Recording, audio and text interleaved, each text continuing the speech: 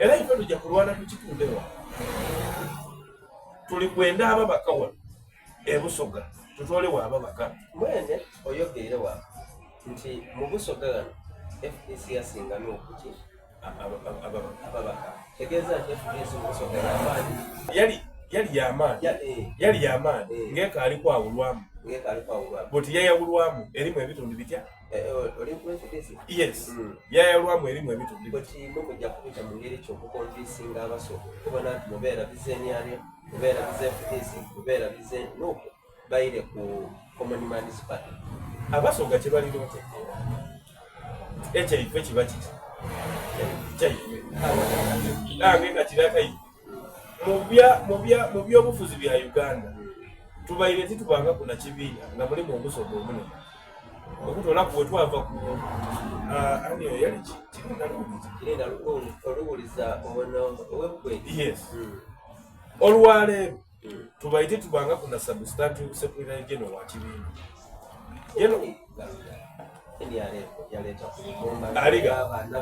aliga nenda beni otegeera substantive nani ebintu ebya NRM leero bakuwa okalimala mu kikopo yes leero bakuwa okali kumala mu kyayi eido bakati amuna tulesewo buti aliga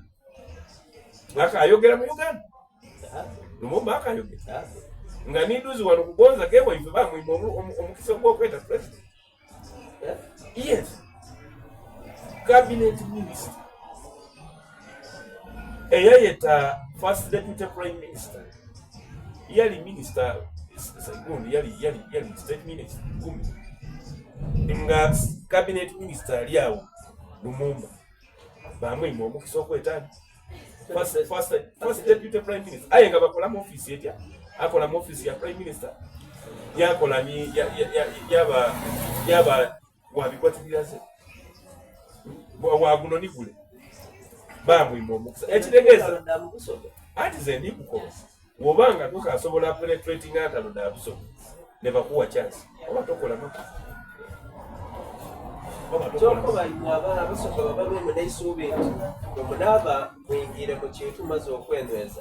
mujja kusooka okubona nti mumala g'entalo ediriwo nti Busoga eriwo ekiwayi kino galiga ekiwayi kino galiga ekiwayi kino musooke mubayize galala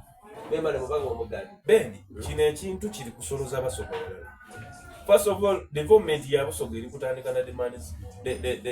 Common Man's Party enkulaakulana ya Busoga Buganda eri kulumuka ku speed ya Kayiri. Why? Because ebibiina by'ebyobufuzi awo bikola ki webisimu Museveni tajja kumalira kuyima abatayidi kyakola mu byobufuzi ebyobufuzi timubindi timwine mugaso gwa byabufuzi tajja kumalira kuyima nga waliwo regions edimuli obu ensonga lwaki West Nile yafuna UNRA eyatandika obwekitiibwa Moses Sadi we yali nga president yamba kamala okuwa bali bayeekera